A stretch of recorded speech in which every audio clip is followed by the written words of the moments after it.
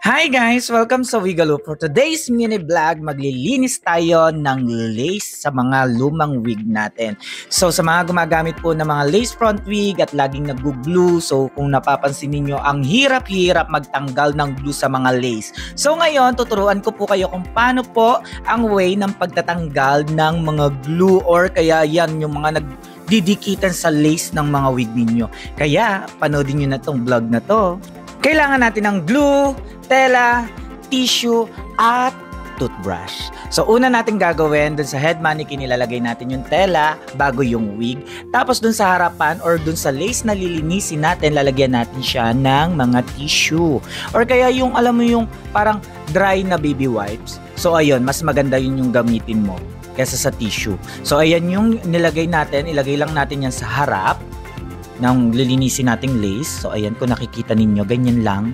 So dito matitira or mailalagay yung mga glue na tatanggalin natin. So ayan, so inaayos ko lang yan. Tapos ay naggamit na rin pala ako ng alcohol dyan. So insprayan ko na para mabasa yung mga tissue na nilagay natin. Tapos gagamitan na natin to ng glue remover. So ayan, lalagay lang natin yan sa maduduming lace ng wig na ito. So itong glue remover na to, nakakabili rin kayo dito sa Wigalo. So kung gusto niyo bumili, message lang kayo dito sa Wigalo Enterprise. Meron kami nito.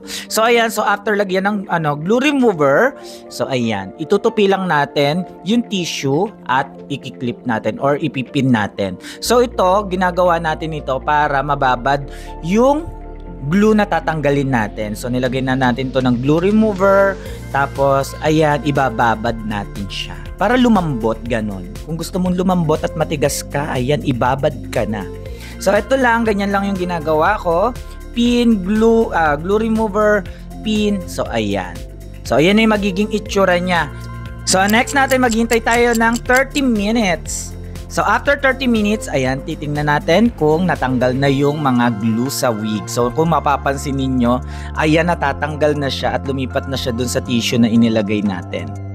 So ayan, o diba? Ayan, o diba natatanggal na siya? Ang galing!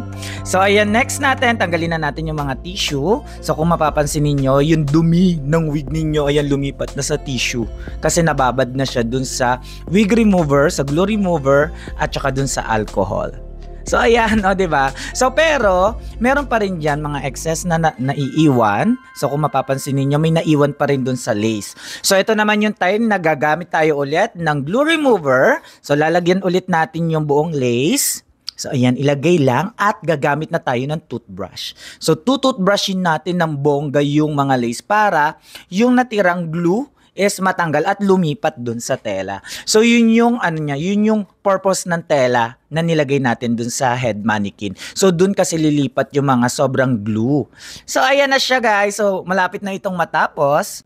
So kung mapapansin ninyo, malinis na yung lace. So ayan, tapos na siya guys. Ayan, malinis na yung lace at hindi na siya buo-buo. So kung mapapansin ninyo, ang ganda na ng hairline ulit niya. And then, pwede nyo nang gamitin ulit sa susunod ninyong show. So yun lang, napagkadali lang maglinis ng lace. Kaya, linis na kayo ng wig nyo.